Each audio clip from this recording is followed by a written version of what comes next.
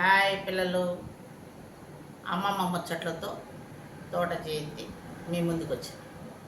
ఒక చిన్న కథ చెప్తాను.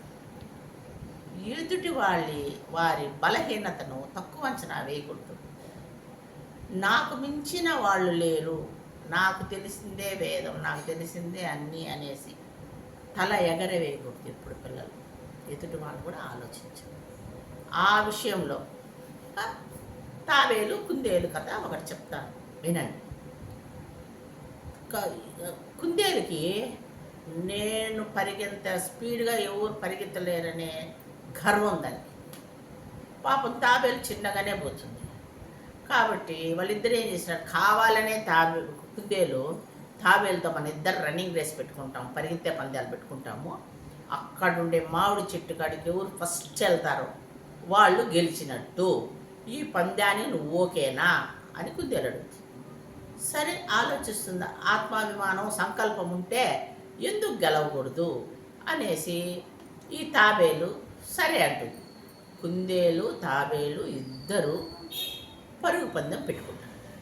సరే ఒక చోట స్టార్ట్ అయ్యి కుందేలు రయ్యని పరిగెత్తా ఉంటుంది. ఇది తాబేలు దాని సంకల్పంతో ఇటువైపు అటువైపు ఆలోచించదు.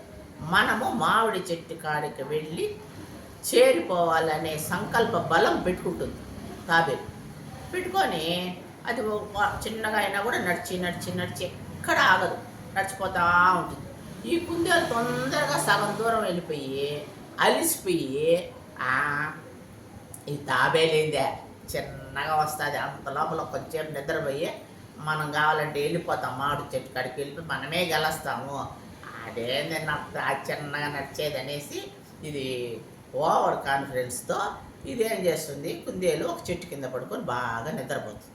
నిద్రపోయేగాడికి ఈ తాబేలు మాత్రం ఆ సంకల్ప బలంతో నడుచుకొని చిన్నగా నడిచి నేరుగా మామిడి చెట్టు కాడ పోయి చేరిపోతుంది.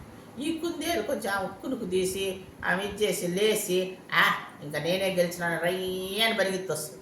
వచ్చి చూస్తే కుందేలు తనకన్నా ముందుంటుంది. ఒక తాబేలు దాని కుందేలు కన్నా ముందుంటుంది. ఉండేగాడికి కుందేలు అవాక్ అయిపోతుంది. నువ్వు ఎప్పుడు వచ్చేసినావు అంటే, నేను వచ్చినాను చూడు, నేను ముందుగానే వచ్చినాను, నేనే గెలిచినాను అనేగాడికి ఆ కుందేలుకి అవమానం అయిపోయి తన ఓవర్ కాన్ఫిడెన్స్ మనం మించిన వాళ్ళు లేరనే గుణపాఠం నేర్చుకొని ఇలాంటి పొరపాటు చేయను అనేసి సారీ చెప్తుంది. తాబేలు సంకల్పాల బలంతో గెలుస్తుంది. కాబట్టి పిల్లలు ఎప్పుడు ఎవరిని తక్కువ అంచనా వేయకండి పిల్లలు. బాయ్ నాన్న.